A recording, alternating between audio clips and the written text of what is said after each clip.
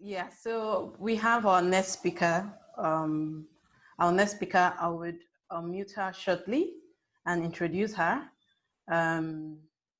Okay, let me do that first because I want you to do some, first of all, I also give the floor to some of you to do some introduction about yourself so that she can get to know, maybe 3 people, she can get to know who is in the room. Then I'm going to do a brief introduction about her because she's a wonderful person you will really, really want to hear from.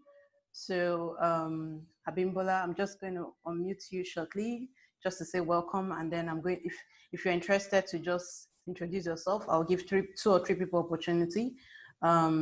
Just say in few words what you do, who you are, where you are from, and that's all, and what you're looking forward to learn. So let me first of all unmute. Let me first of all unmute Abimbola.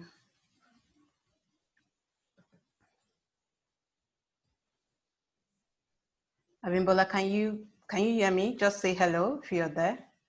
Hi, I can hear you. Good. Thank you so much. So I want to get 1 or 2 or 3 people to introduce themselves before I introduce you and then hand over the floor to you. So I'm going to give that to, so I have Beulah from Nigeria. I'll unmute you shortly. Just tell us who you are in 1 sentence, who you are, what you do, just to give Abimbola a little insight to who is in the room. Can you speak now? You're muted. Okay, thank you very much, Cynthia. My name is Beulah. I'm a graduate of Medical Laboratory Science, and I'm also a fashion designer into fashion business. Thank you very much for this opportunity. I'm so glad to be here. Okay, Nice thank to meet you. So I'm going to give, I have Sadia next.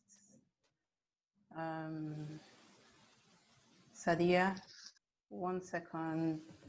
Okay, go ahead. I think you should be unmuted right now. Good morning, Ma. I am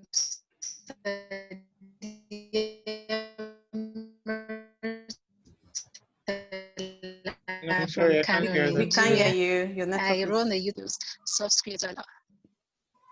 Can you hear now? Okay, can you say that Good again? Morning. One more chance. Can you hear me now? Go ahead. Okay, thank you. I am Sadia Murtala from Kano, Nigeria.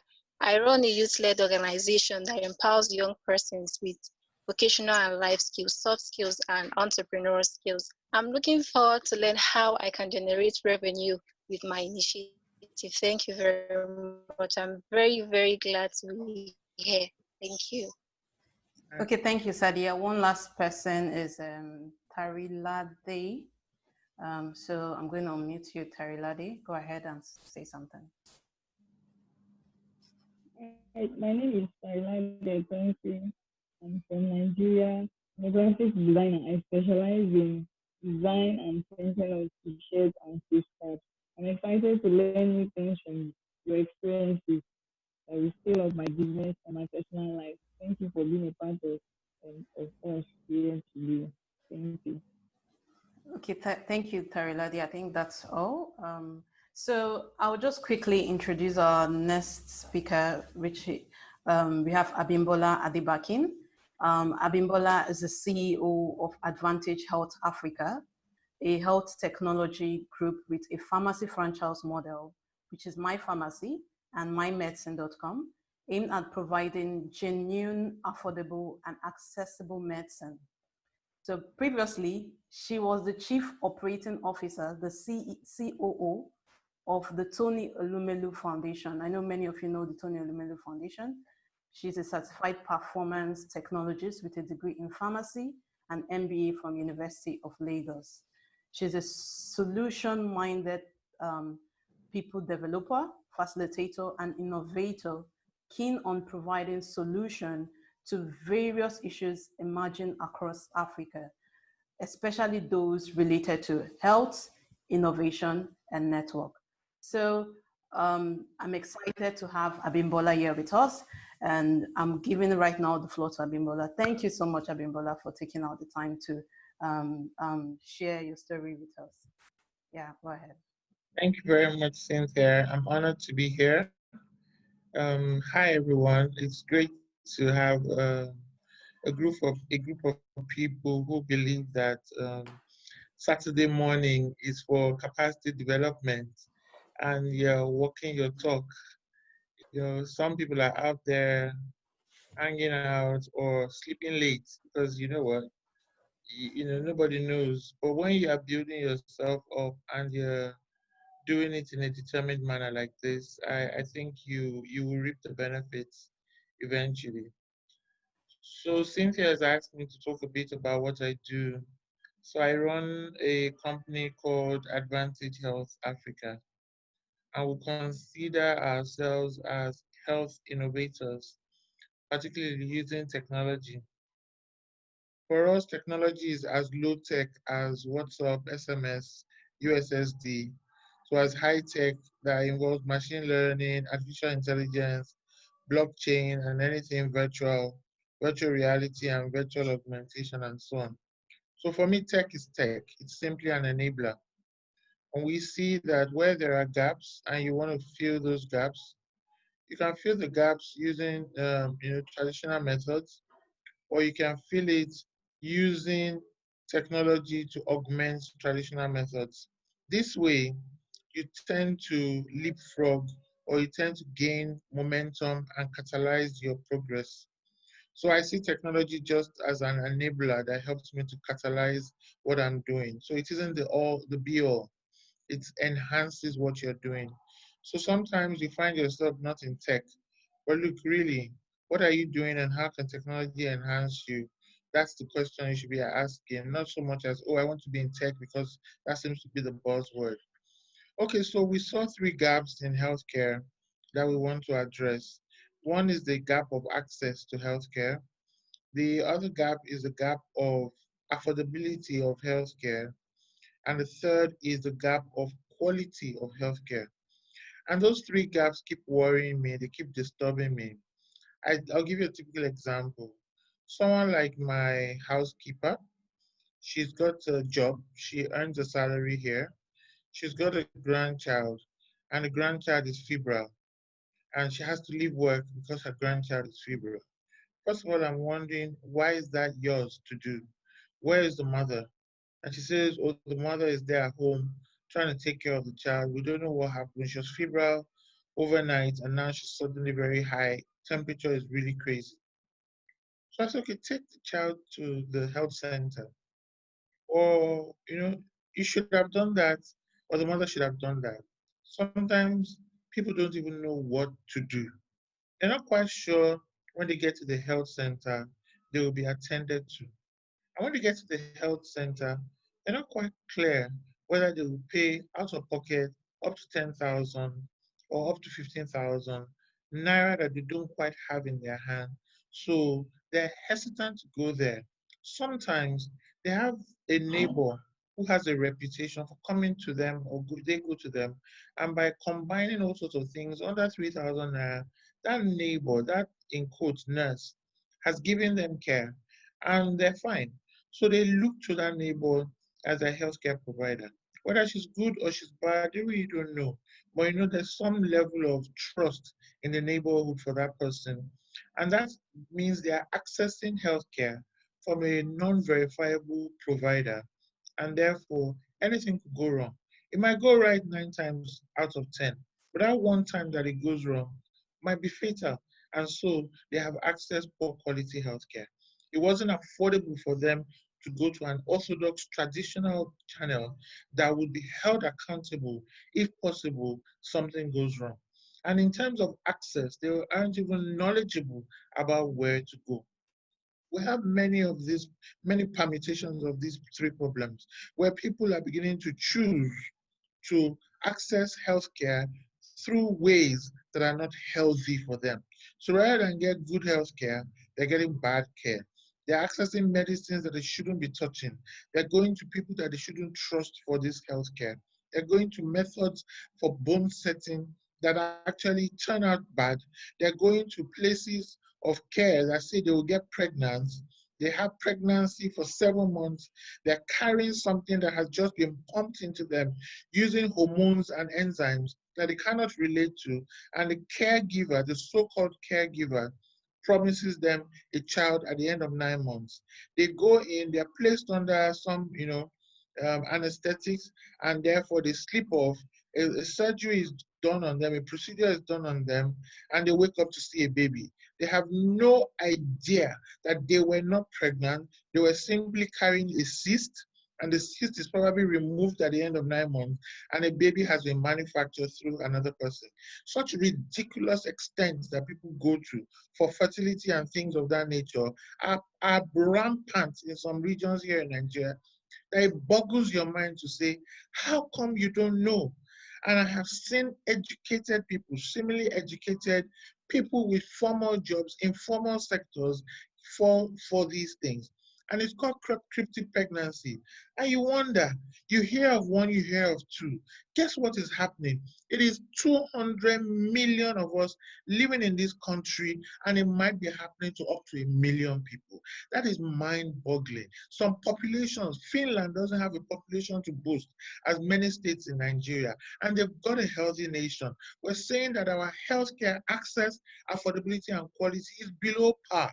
We're dealing to people solutions that are not healthy, and their quality of life is poor. So even if you have money, sometimes you have money, you earn a job, you earn up to 300,000 naira per month or 400,000 naira per month. Sometimes just one cancer can wipe off all that money. It can wipe off not just your own money, but your mother's savings, your brother's cooperative money, your sister's ajo that she's been putting together. It can get your wife to sell the land that she invested in. It can get the whole family running helter-skelter because there is no safety net.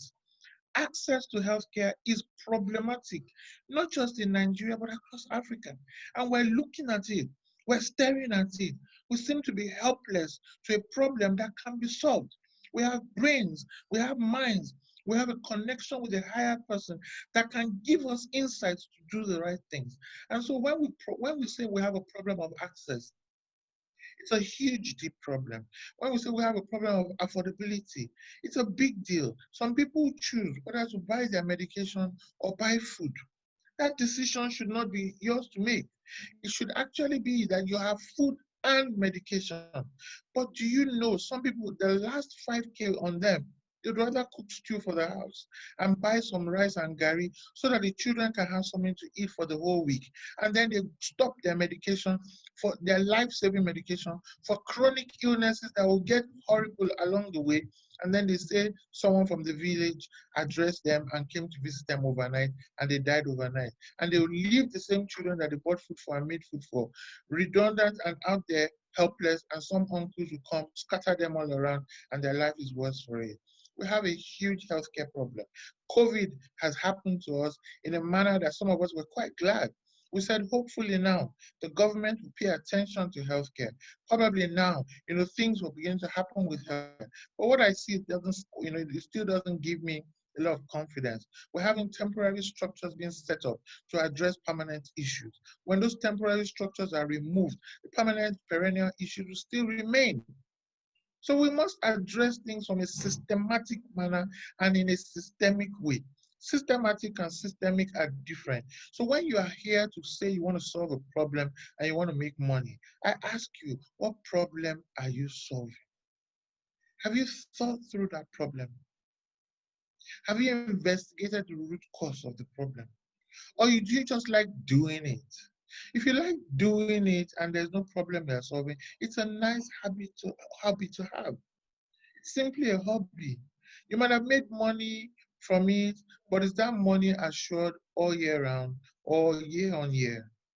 If you are solving a problem, then it will be staying here with you, and you will have an assurance that you will earn from it over and over, particularly if you're able to convert your problem into what others agree you are giving and adding value to.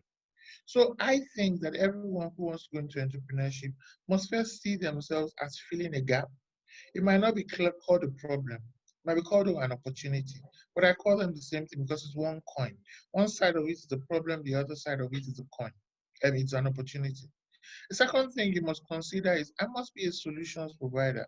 I'm not going to add to this problem by griping or by complaining or by hanging around with people who are naysayers who just see no good in this country. The countries that you admire got there through a journey you know nothing of. You say you want to go to Canada. Okay, when you get to Canada, do you think there are no destitute in Canada? Are there no homeless people in Canada? Are there no people dying in Canada? In Canada, there's poverty. Do you think that everybody is rich in Canada? So come on, get off your seat and ask yourself again. In my own country where I have self-respect and I am respected just by virtue of the fact that I am a citizen here, what can I do here before giving up? I'm not saying you shouldn't travel. You might travel, but when you get there, make sure you're a solutions provider and you're not a hanger-on and you're just feeding off a system that you did not build. So where you are here, you're first of all looking for a gap and you want to create solutions there. You're then considering yourself as that solutions provider. Stop pointing fingers at the government. Stop pointing fingers at Dangote.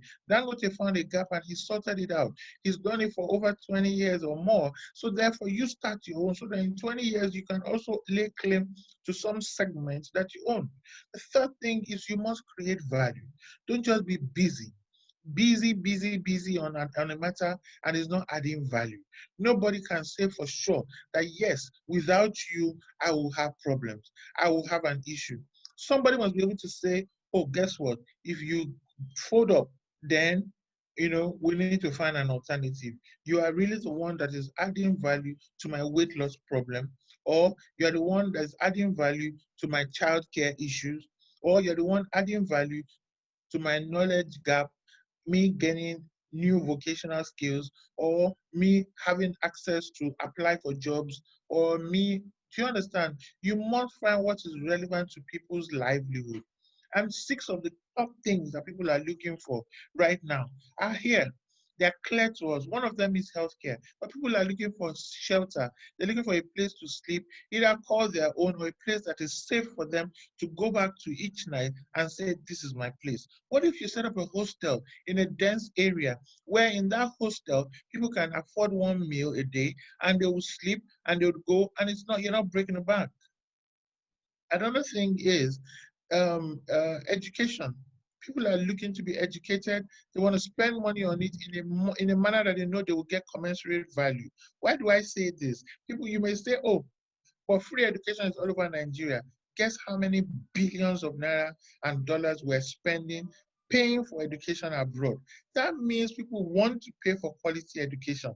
If they want to pay for quality education, maybe I should stop giving them the cheap type of education and actually commit 2-3 years of my life into learning what it entails to give quality education and delivering it in a manner that can command good top range value and pay. Some people criticize and lambast Covenant University. Do you know the value that they have put into that facility and that place? They have invested deeply in not just their faculty, but even their space. Some of you were excited when it was announced that I used to be Chief Operating Officer for the Tony Elumelu Foundation. When we had our boot camp where we brought 1,000 entrepreneurs from all across Africa, guess the location we used? We used Covenant University. None of us had any connection to Covenant University, but we said, which facility in Nigeria, in Lagos, can accommodate 1,000 young people who are excited to meet one another, where you need space to linger, you need it, and in an affordable manner. You don't think that, oh, because Mr. Lumelu is a billionaire, he will splash money around. No, we were looking for value. And the event planner we had, several event planners had found, oh, let's use 15 hotels in VI. These are the rooms and so on. It didn't make sense in the naira and kobo. And one event planner said, let's use a university and we can find you a good university. They went to Unilag, the facilities were not good enough. They went to Covenant University and it was just all right.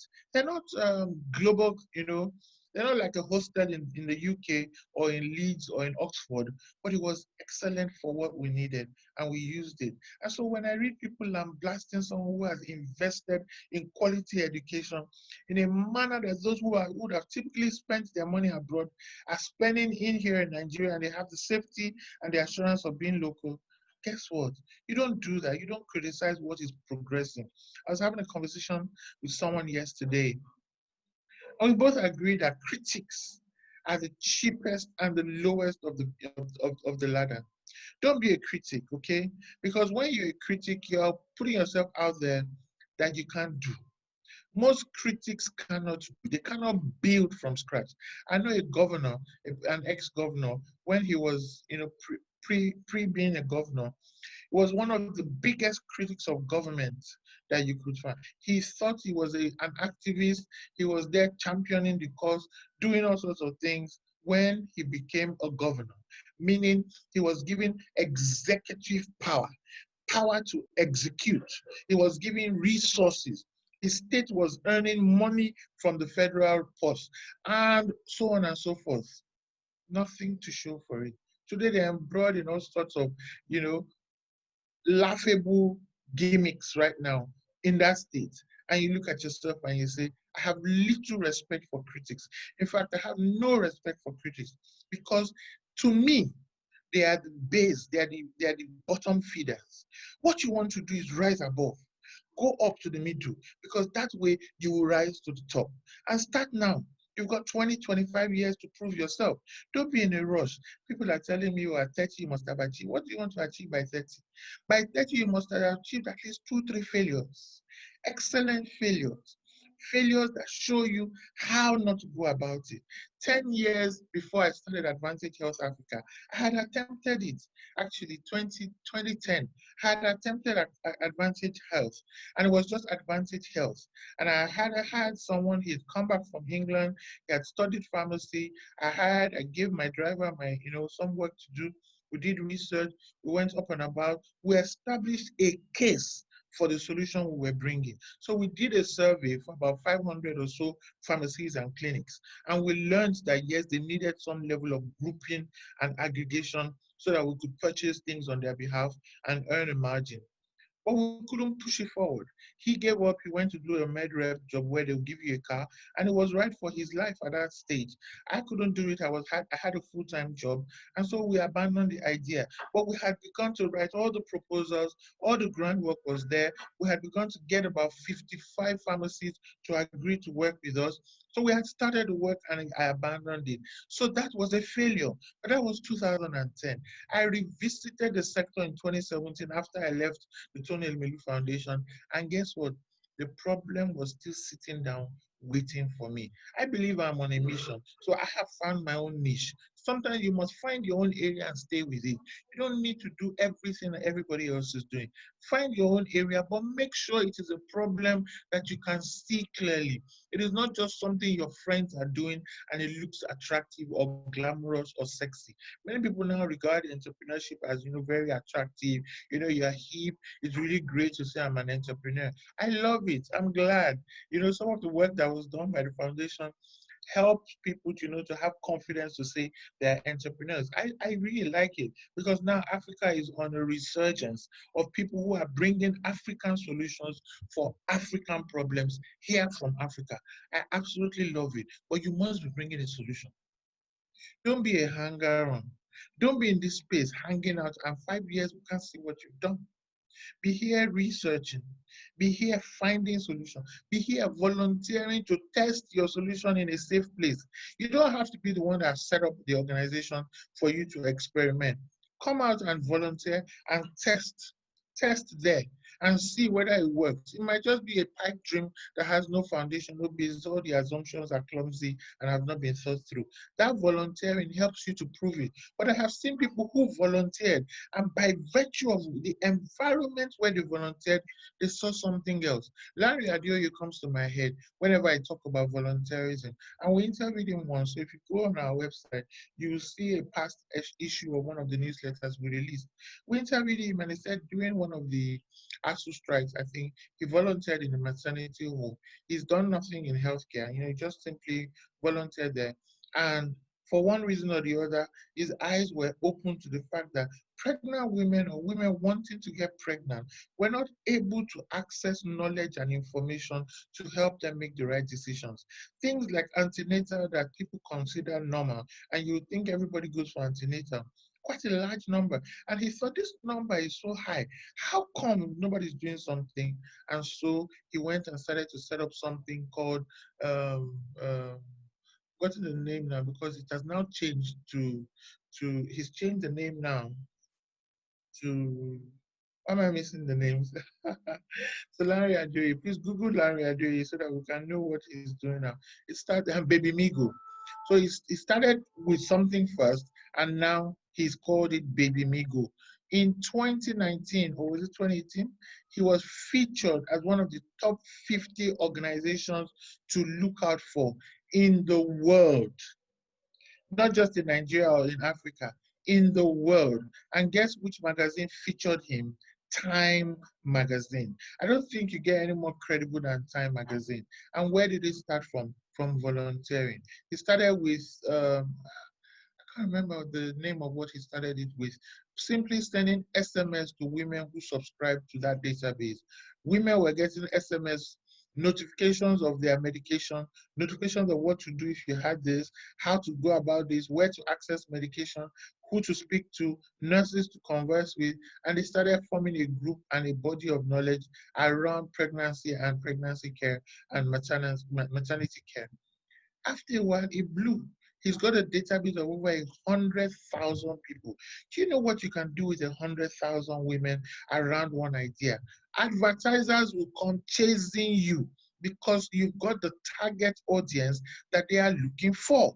And so they're creating value up and down. As of the last time I spoke to Larry, he had traveled to 16, 17 countries, all sponsored. The Queen of England called him for a handshake. He was united, he was commended, he was celebrated. He's going to speak in Switzerland, he's going to speak in Japan, he's going to the US. Larry doesn't have phone English to speak to anybody, but he's got humility, he learns, and he has continued to do something that he started by volunteering. What are you doing? In 5 years, you must have moved on. In 5 years, you must have made some mark. You must have had at least 2 attempts, one that might have failed, one that might be struggling, but do something. Stop being scared to start. Because sometimes you might not get it the right time, but you will eventually get it. I really hope this helps. So my Advantage South Africa, we've got two ventures out there. One is mymedicines.com. We launched it October 1, 2017. What we simply do is we get medication from a large network of pharmacies that we had to connect with. We connected them. We saw they don't have software connected. No problem. At least when we call you, you will answer us. So we use low tech to get a solution across that people in Bayelsa can receive their medication now from probably a pharmacy in Owerri. We now, so this morning we had to handle one to Adebakin. We're having a national coverage to provide medication all around from our team here in Lagos. We then saw that, oh, if we can do this bridging of gap between pharmacies and consumers, we're then able to move backwards, backward integration to do it and have some pharmacies of our own. We tried and we started with about 4 pharmacies and we realized, no, they're too heavy. The asset base is too heavy. Let us still find pharmacies that need our help.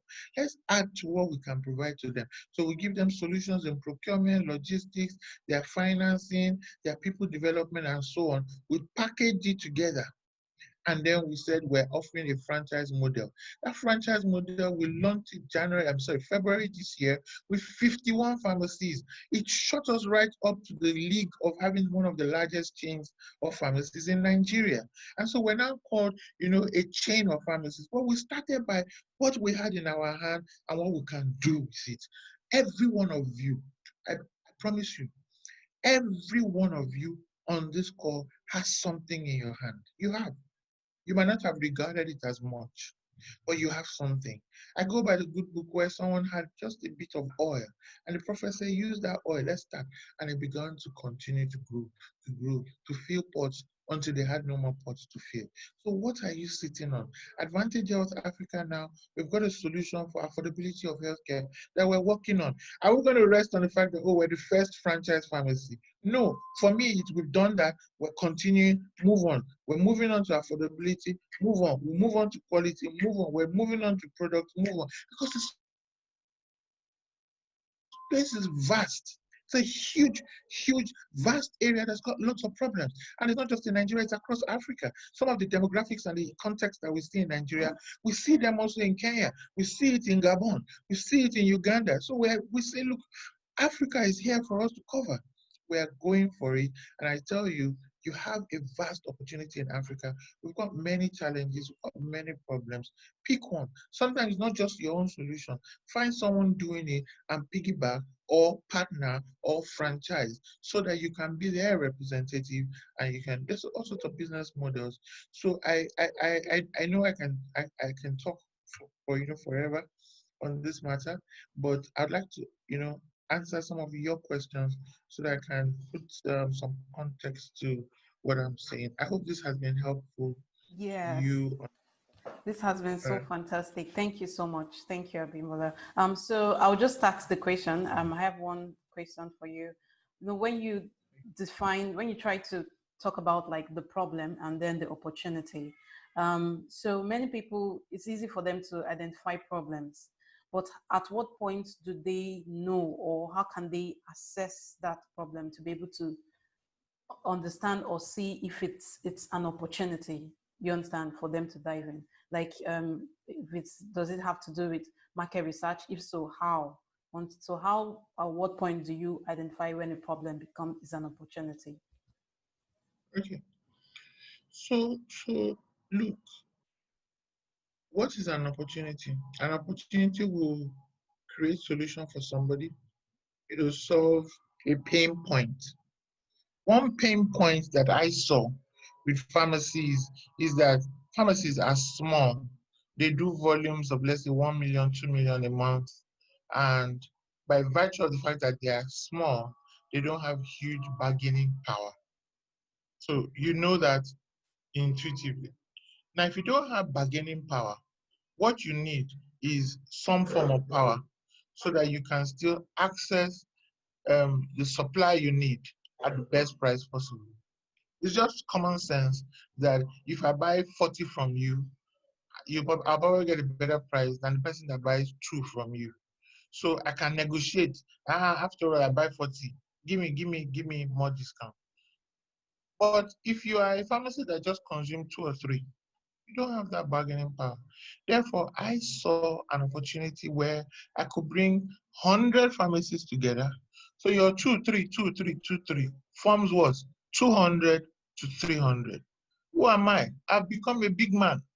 I can go to the supplier and bargain. And I'll say, give me more discount. Come on, what are we talking about here?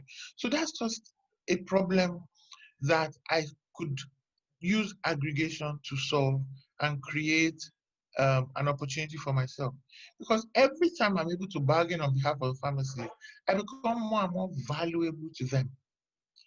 After a year or two, I'll probably become indispensable to them. By being indispensable, I can then introduce my own products, not just third-party products.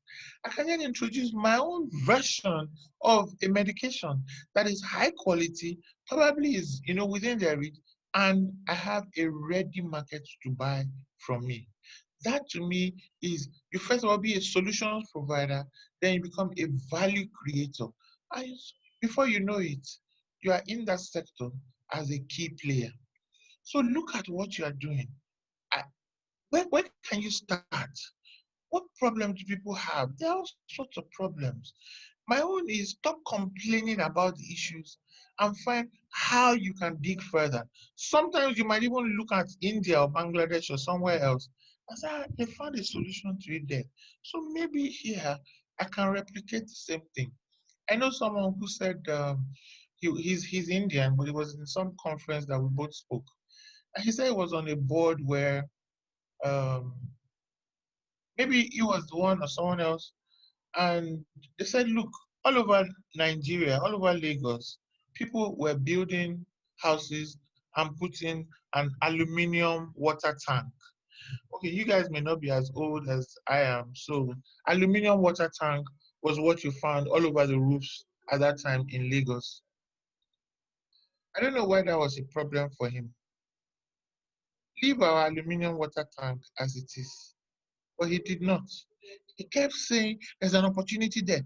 What opportunity? The aluminium, is it leaking? When it leaks, welder will have job to do. Not so. He said, look at India. India is like Lagos. That, we can compare that in India, everybody has got a plastic water tank and it is safer, easier to drink water from it, and it is more hygienic. Hygienic. You mean our water tank here? He said, yes, it rust, something. And that board didn't quite listen. They didn't quite see that there was an opportunity. They went to another company. They brought in something called GP tank. And people were like, what's this? And they started moving. I'm asking you, if anybody here knows of any house you have seen with aluminium water tank on top of it, please show me. Doesn't exist anymore. They have brought the plastic tanks, reinforced plastic, down and up. It's easier to mount. You don't need to maintain it. There's no welder coming to disturb you. It's time to weld. It's time to weld. And they've changed the whole landscape of Lagos. I'm looking at a house out of the window right now, and it's a big GP tank on top of it. So sometimes some problems exist, but you have not seen it as a problem. Sometimes it's just by studying another environment that you will identify. So it might be a nagging problem that you can see, or a problem that is showing by you comparing two locations or two industries or two organizations, and you say, they are doing it right this way, we are doing it this way, then I can capitalize on that. So read more, discover more, and your eyes will be opened to more opportunities. A third one might be they will bring it to you. Like they brought to me an issue of young pharmacists being disgruntled when they come out of school. They go through their internship. Some don't get internship placements, etc., etc. And I said, I've developed a program before. Let me develop this one to help young pharmacists stay within the profession. We were having an exodus of pharmacists out of the profession, or a lot of people out of the country, and we're losing, and yet we need pharmacists. So I worked with the Pharmaceutical Council of Nigeria, Pharmacist Council of Nigeria, to develop a capacity development program for young pharmacists. We're in our third cohort now. We haven't earned money from it, but we're earning reputation. When we launched our franchise, when you're starting new things in an industry, some people will say, what is it? What is it? Guess who was our special guest that came to give validation to our franchise? The registrar of pharmacy, meaning the overall regulator of my profession, came to my launch to validate what I am doing. Sometimes you use one thing to gain social capital, and it's that social capital that helps you to move forward. So many of you are doing things that you must find the connection to how it will help you to earn, income. Some of you do social enterprises, and with a social enterprise, you are out there promoting a cause. Probably you're promoting safe sex. Like my MBA project was on how marketing is needed for not-for-profit organizations. And so I set up a questionnaire, and I administered it to people about use of condoms. Then I found Society for Family Health. Then they were promoting Gold Circle condoms, and I also surveyed them. And I realized that sometimes you're running a social cost, but you also have a product attached, so that your social cost is giving you mileage and capacity, but your product is selling and is sustaining the whole enterprise. That way, you have a balance of income, because now it's not profit, it's revenue and income, and you are using that income to keep driving your enterprise, so that you don't go out begging and begging for grants all of the time. So somebody said, how do you know problems? I hope those 2-3 examples have helped you. Yes, absolutely. So another question from somebody, Kenny from Cote d'Ivoire said, after failing in 2010 and starting in 2017, what did you learn from your failure and motivation to get back on track? Okay, I'm not quite sure I can articulate all the things I learned. But one of the things was by virtue of being free to run the business myself, I gave it more attention. So probably that was one thing I learned. The other thing was when I started in 2010, it was Advantage Health. By the time I'd done some work and I'd gone into the Tony Emily Foundation, I'd seen Africa from a different prism. When I was coming back in 2017, it was now Advantage Health Africa. My view had changed. My scope had changed. My eyeglasses were different. I could see a bigger opportunity simply having gone through 7 years of different types of work that opened up, the economy to me. The other thing was the technology behind what I wanted to do in 2010 wasn't yet, matured. In 2010, I wanted to be able to connect people, find medicines, deliver, work with HMOs, connect physicians. But then our telephones were not as sophisticated as they are in 2017 or now. Then, 2010, people had maybe what, BBM and so on. And the penetration of smartphones in Nigeria was abysmal, it was really small.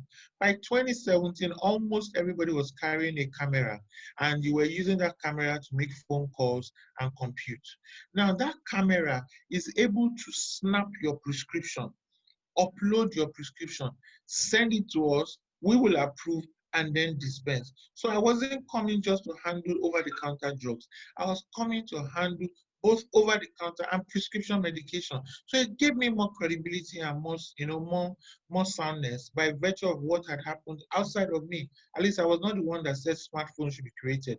So what happens is that the environment itself might lend itself to you in a better, more enabling way. And then there were funds up and down to support businesses. Entrepreneurship had improved. People's perspective of, saying I'm an entrepreneur in pharmacy was different now. There were more, I'd gained some reputation.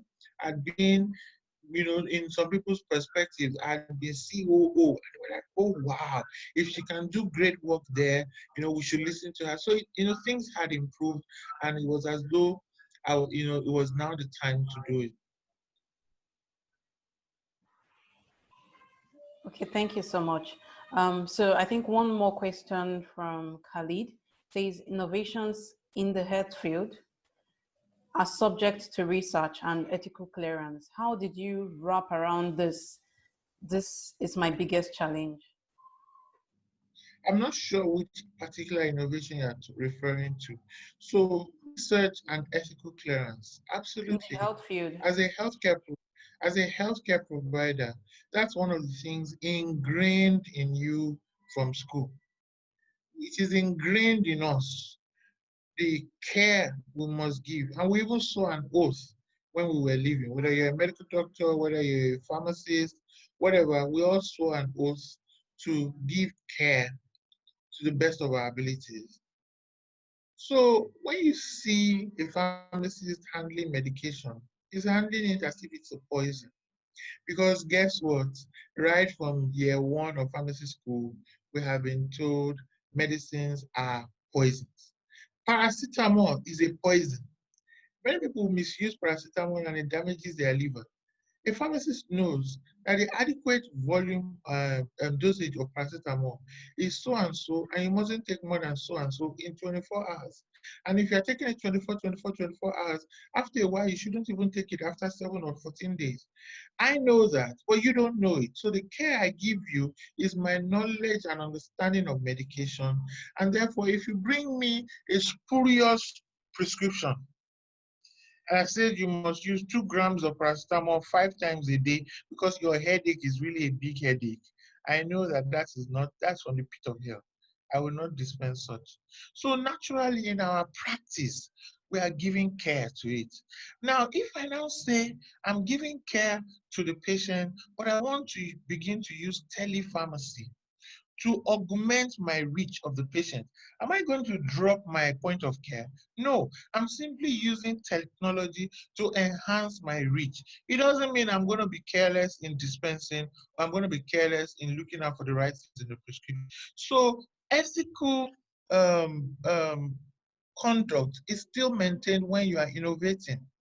Now, is the regulator going to clamp down on you? Possibly, because you haven't proven yourself to have checked all of the dots. You are ticked all of the boxes, dotted all the I's, and crossed all the T's. When we were going to launch mymedicines.com, we were conscious and conversant of whatever concerns the regulator would have. We didn't have a conversation with them, because if you have that conversation too early, they might shut you down. And that's just natural. People will tell you, will you work? It might not work, don't go. And then you hold back yourself. At a point in time, we wanted to hold back ourselves. We wanted to just use technology to look, pharmacy, you need medicine, we will help you supply it, and we'll do, pharmacy to pharmacy. So we shut down our processes for pharmacy to consumers and left it. But one day I was on a plane traveling, and I told myself, Abimbola, if somebody else should do this thing before you, you will regret it for the rest of your life. So I called the team, I landed there, and sent them a voice message. I said, everybody, listen to this thing. We are going for it. We will do it, we will fail, and we will say, yes, we tried it and failed. Not that we didn't try it, and then one upstart will just come a few months after us and do it well. And that's what we went for. We all changed, rerouted. So, in entrepreneurship, this concept of pivoting, we pivoted back to where we had pivoted from and focused on our B2C strategy. And we launched. Against all odds, we launched. But the week before launching, I asked for audience with that regulator, and I said, sir, I know this is your concern. We have addressed it. I know this is another concern. We have addressed it. This other concern, this is how it is. In fact, we are better positioned to address this fourth concern that you haven't even thought of, because we will have electronic records. We will do this, we will do that, we will do that. And they said, okay, this is what we have been looking for. Now, if someone had told me before then that they would never permit, they will never allow. Now that they are writing the regulation for e-pharmacy, I am involved in contributing to it. So my point is, don't hold yourself back because you are trying to preempt ethical approval.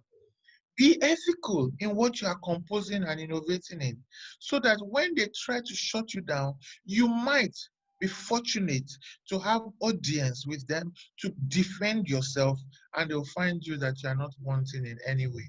Of course, research has to be done. We did research. Did I not tell you about the 500 questionnaires that we distributed?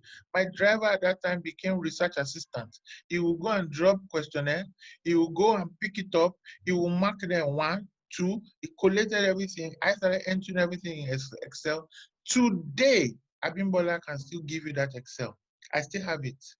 I still have the names of everyone that responded. I have the statistics we did. I have all the charts and graphs we did, and I can still defend that there is a basis for this innovation that I'm involved in. So yes, you must research, you must read, you must do benchmarks, you must find other places where it's happening. Sometimes you may not find where it's happening in your sector. It might be in entertainment. It might be in telecommunications, and you are here in fashion. Find out how they are doing it. Read more. Read case studies. And that, for me, is part of the research that you do. Okay.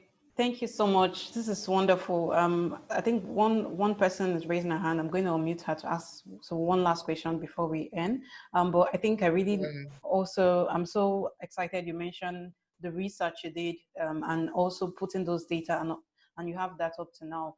One of the things we're teaching them is ability to use digital skills like documenting things, cloud computing on doc, sheets, and Excel. So one of their tasks will be to do surveys, interviews, research, and then document that collaboratively on sheet. So I'm sure you all are hearing that very well from her right now. So you take it seriously during your own team tasks. So thank you so much, Abimbola, for that. So I have Beulah.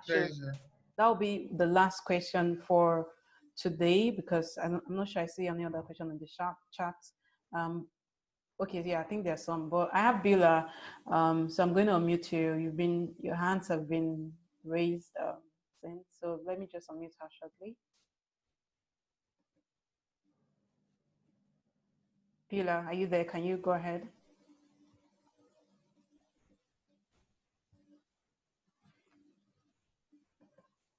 Can you hear me?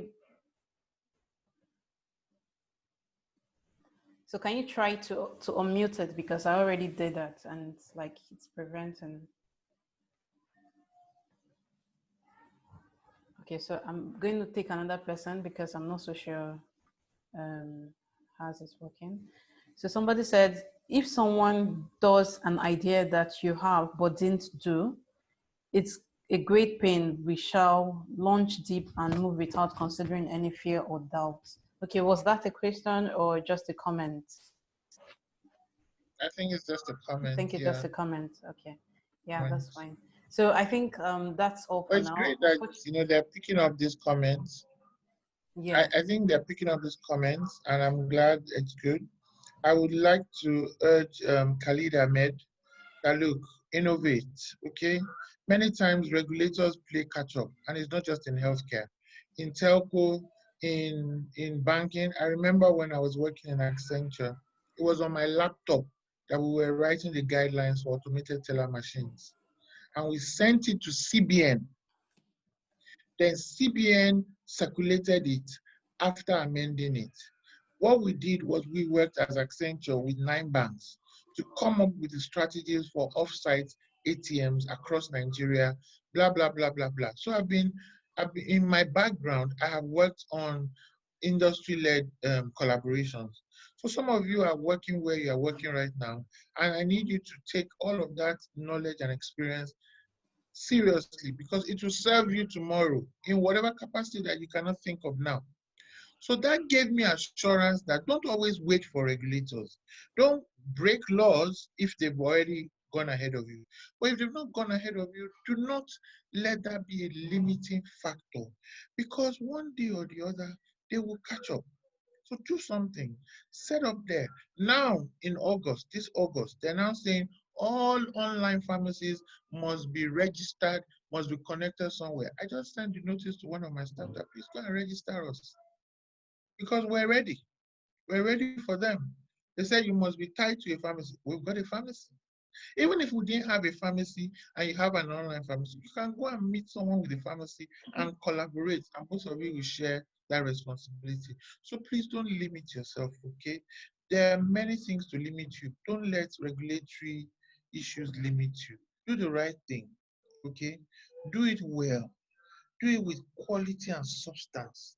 Do it in such a manner that if they interrogate you, shake you, sift you, they'll find you have quality inside of you. That's what I'm really praying that many entrepreneurs will do. Let's not do wishy-washy work, okay? You will indeed succeed at it if you continue to address and are ready and flexible to pivot where needed. I just thought to chip that in. You might not make money very early, but you would have perfected your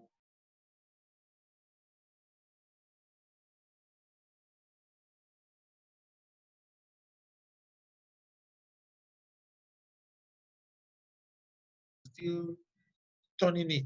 It's still getting better and better as we go along. All right. Thank you so much, Abimbola. I think that's all. Thanks for having me. I'm so grateful. I'm going to unmute the participants. I want them to just say thank you. Everybody, I think you're allowed to unmute yourself now and just say thank you. Say some nice words before she leaves us. Thank you very much. Thank you so much, man. Thank you so much. May God bless you. We love you so, so, so. This was an awesome session. Thank you so much. At some point, I almost cried. Thank you so much. Okay, that's enough. We love you. Bye-bye. Thank you. Thank you. Cynthia, please, I would like to ask her something, please. Oh, okay, okay. Okay, go ahead. So please, don't pass 30 seconds quickly. Thank you very much, ma. I really appreciate the opportunity and the words, the wisdom you passed on to us today. So personally, I run an NGO, and for almost 2 months now, I've been organizing programs to groom the youth. We have invited speakers from Ghana, from Germany, from different parts of the world to encourage the youth, because I realize that if we can encourage our youth, we can do a lot of Ask your things. question. Ask your question, please. So please, Ma, I will like to know if I can get you on the program, because from the way I've learned from you, I believe my audience can learn a lot from you. So that's my question. That's my request. Okay, I'm not quite sure I heard clearly, but it appears you'd like me to help with your program. Yes. Is that it, Cynthia? Yes. Okay, if it is it, I mean, I'm available through Cynthia. So please just direct the request to Cynthia, and she knows how to get across to me. Thank you so much. You. And I'm honored. I'm honored anytime I'm called to support, and I'm available. So have a great day, everyone. Thank Bye-bye. you. Have a wonderful day. Thank you so much. Bye. Okay, everybody, thank you so much. I'm so grateful to Abimbola for honoring this invitation. I'm sure you all learned something wonderful. So we're going to take a quick break now, I think for about 5 minutes before our next speaker comes in. And while we're taking that break, if there's something you want to say about what you've learned thus far, you can put that on the chat. But everybody, you can feel free, grab water, grab anything, but we'll just be silent for about five or few more minutes. Then I will introduce our next speaker. Thank you. Bye.